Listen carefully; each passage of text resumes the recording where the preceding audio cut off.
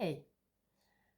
Jag har tänkt lite gå igenom vilka frön jag har och vad jag ska så. För att nu är det slutet av januari och snart så vill jag så någonting. Säkert kan jag ännu så i januari också. Men jag måste först gå igenom vad jag har. Och jag plockade fram allt som jag redan har. Och blev lite sådär förvånad eftersom det visar sig vara ganska mycket som jag har ännu i lager. Här är första lådan. Massa, jag vet inte om ni ser. Sen har vi andra lådan. Så har jag en sån där liten låda med lite frön och här har vi det här vallmofrön som jag plockade från egna blommor förra året. Så har jag en påse med lite frön. Så har jag ännu den här.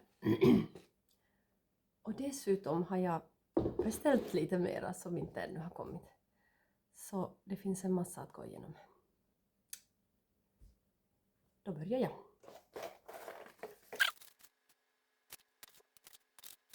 Jag tänkte ordna upp den så att jag har februarifrön, mars, april och sen maj och direkt sådd. Så.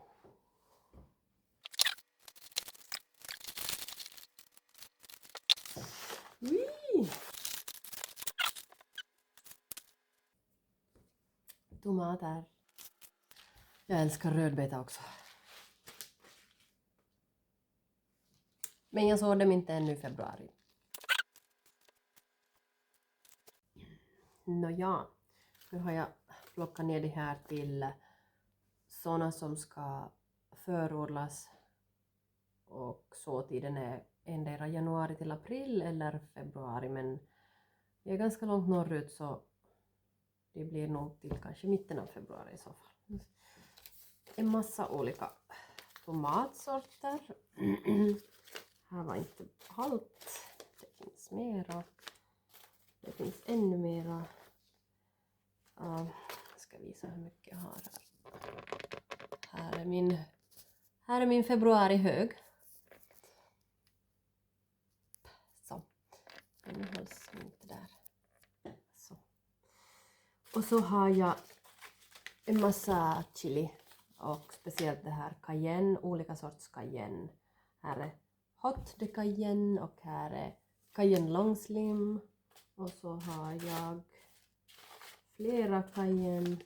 Nej, det här var sådant. Eftersom cayennepeppar går i mitt kaffe varje morgon. Så I love it. Purjolök. Min man gillade så. Det ska jag så.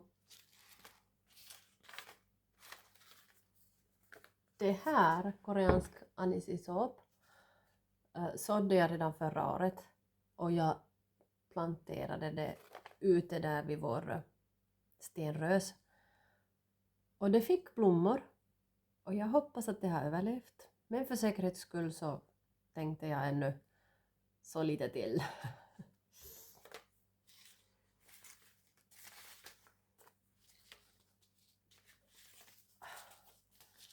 Blommor är alltid välkommet.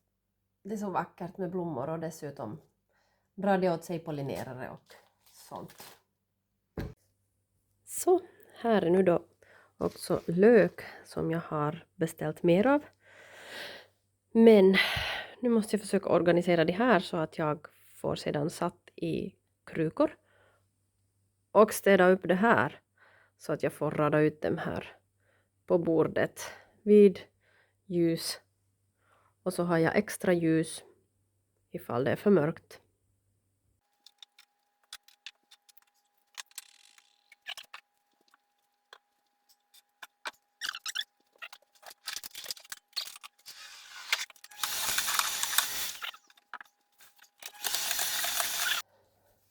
Så det. Nåja, nu saknas det bara mylla. Men det hinner jag köpa från butiken. Det är ännu ändå lite tid kvar till mitten av februari. Och sen när jag har satt dem i mylla så ställer jag dem i fönstret. Och så får de det här naturliga ljuset. Och sen då jag tycker att det behöver mera så har jag med clips fungerande lampor som jag bara kan sprida ut till olika håll och kanter. Och så får det mera ljus. Jippi, goda nyheter. Jag fick nämligen meddelande om att mitt paket har kommit som jag har beställt. Nämligen ett emulgeringsmedel. Det här heter Olive M1000.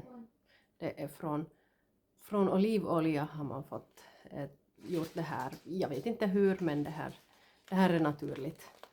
Och jag nämligen försökte redan göra hårbalsam.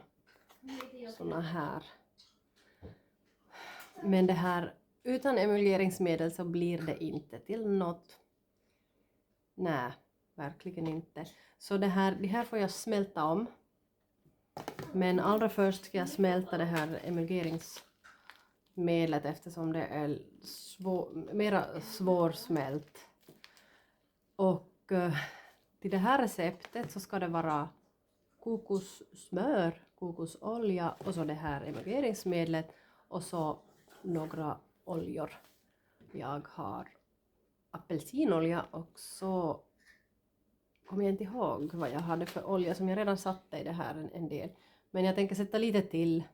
Det är ganska stark doft av kokos det här. Fast kokosdoft är ju gott så. Men då börjar jag på. Först ska det här, hur mycket? En t-shirt.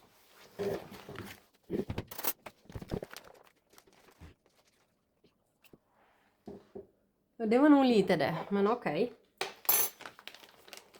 Hoppas det funkar.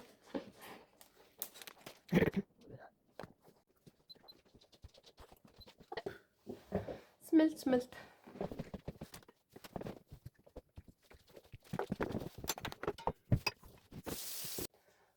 Ja, för en sats så ska det en tesked av det här, men jag lagade ju dubbla satsen så jag satte 2 teskedar. Det börjar äntligen smälta. Okej, nu lägger jag då till det här kokosfettet som jag har. Och det smälter nog snabbare. Intressant.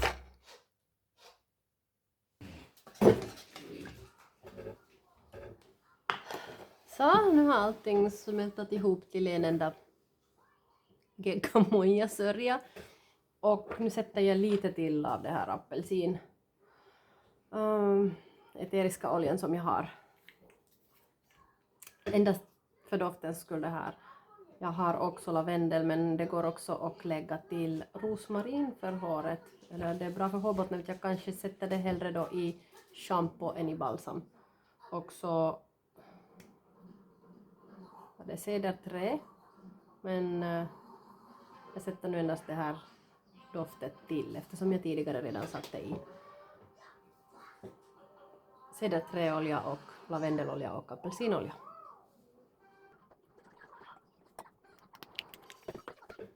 Njam.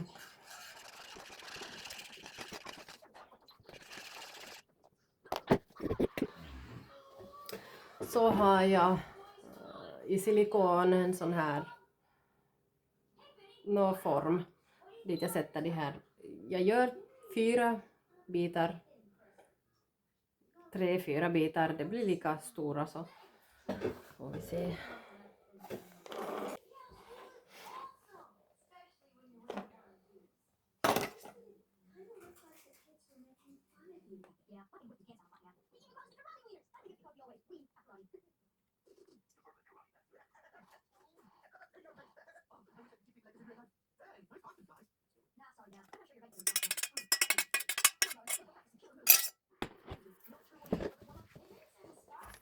Okej, det här får nu stå i åtminstone 12 timmar bara och stelna. Och sen så får vi testa det. Jag hoppas verkligen att det funkar. Det är jättekul om det funkar. Det är jättekul att göra saker själv, att man kan. Och man lär ju sig om man bara vill.